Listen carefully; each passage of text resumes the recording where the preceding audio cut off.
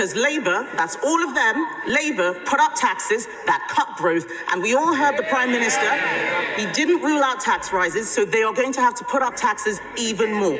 This is a spiral. Will Keir Starmer finally reveal the truth about potential tax hikes after Rachel Reeves' spending review? In today's video about Prime Minister's questions, we'll uncover whether Keir Starmer provides clarity for the public and businesses, or he dodges the tough questions. Plus, we'll explore what integrity in leadership really means. Before we get into the details, if you love diving into political issues and enjoy hearing a principled take on them, then hit the like button, share this video, and subscribe to join the conversation. It will help our channel grow. Since Labour took office, Mr. Speaker, inflation has nearly doubled, growth has halved, and unemployment has surged. Is this what the Prime Minister meant when he tweeted that the economy is improving?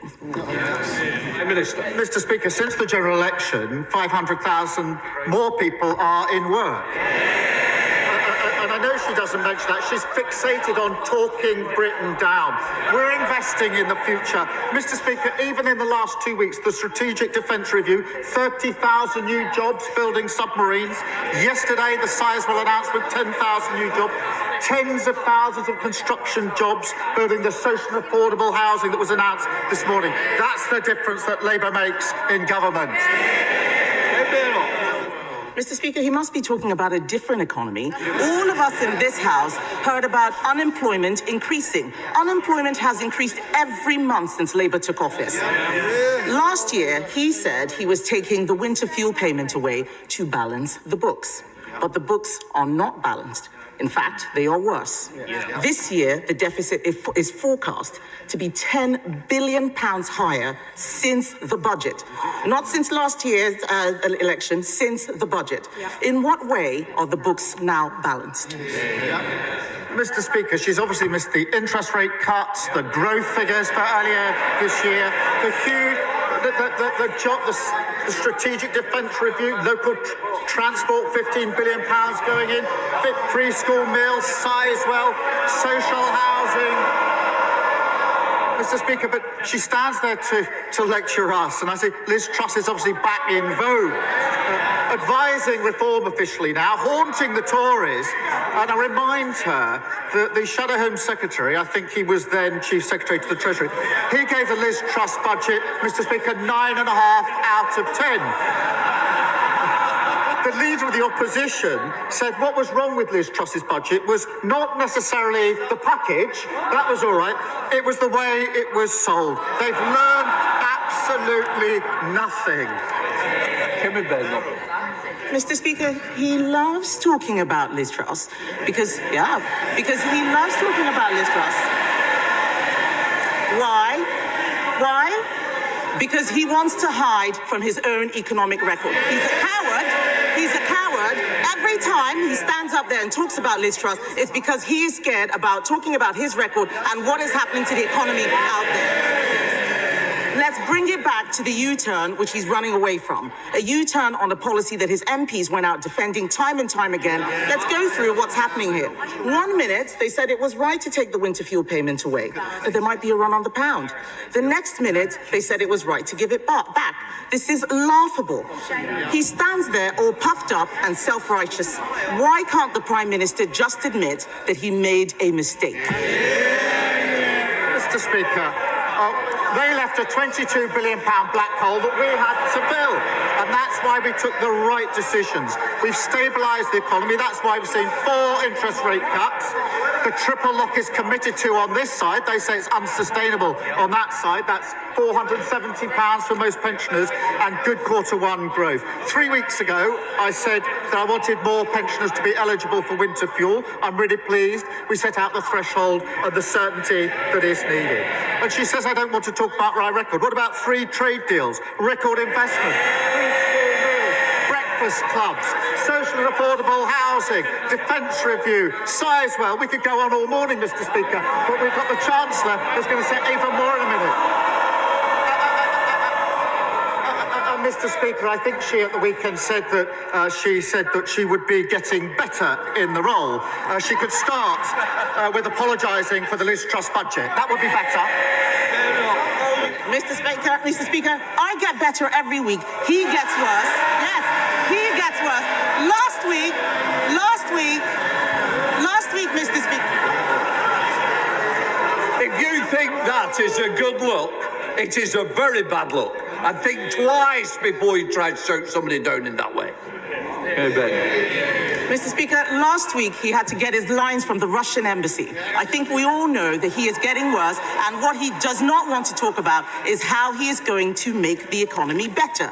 That is what the people out there want to hear, and he's got no answers. His trade deals have unraveled. The Strategic Defense Review, everyone out there is asking where is the money coming from, and the fact is he doesn't know how to balance the books. The Chancellor says the winter fuel payment U-turn won't be funded through higher borrowing. So will the Prime Minister admit that it will be funded by putting everybody's taxes up? Absolutely, yeah. Prime Minister. Mr. Speaker, I think she let slip on the Matt Ford programme the other day that she rehearses her fury for PMQ. So a very good rehearsal this morning, I think. Mr. Speaker, she asked what we're doing. At the budget, we put record investment in our NHS and our public service. Record investment. And she comes every week to carp on about national insurance, but she doesn't stand there with the courage of her convictions and say she'll actually reverse it. And the reason she won't, because she won't stand up and say she's against the investment in the NHS. She won't stand up and say she's against the investment in our public services.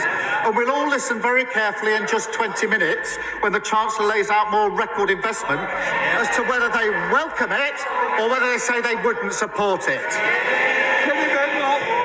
Mr. Speaker, every week I come here to tell him the truth. The truth that the economy is in a spiral because Labour, that's all of them, Labour put up taxes that cut growth. And we all heard the Prime Minister, he didn't rule out tax rises, so they are going to have to put up taxes even more. This is a spiral. And if that wasn't bad enough, Mr. Speaker, if that wasn't bad enough, this morning we heard that because of his terrible Chagos deal, Mauritius is scrapping income tax. Why on earth should the British taxpayer pay for £30 billion for tax cuts in Mauritius? Mr. Speaker, Diego Garcia is a vital intelligence and strategic capability. And it's absolutely clear that legal uncertainty would compromise it in very short order. That is why they started the negotiations in relationship. And no responsible Prime Minister would let that happen. We've secured the base for the long time. That has been welcomed by our allies, by the US, by NATO, by Australia, New Zealand, India. It's been opposed by our adversaries, Russia, China and Iran. And in the second column, we add reform, following Putin, and the Tories following reform. Mr. Speaker, the Prime Minister knows this is nothing to do with national security, but his bad negotiating. I've had the security briefings. It was a bad deal before, and it's still a bad deal. And then in half an hour, the Chancellor is going to stand up and tell us that everything is fine. But the truth is, she has made bad choices. Bad choices that mean higher inflation, bad choices that have led to lower growth, bad choices that have meant that jobs have been lost every single month since Labour came into office. That's hundreds of thousands of families who've lost their income in Stoke, in Grangemouth, in Luton. Those are their constituencies, businesses across the country. The Chancellor has lost all her headroom. She's fallen out with the Cabinet. She's making unfunded spending commitments, which she promised not to do. Isn't the truth that we have got the wrong Chancellor and the wrong priorities?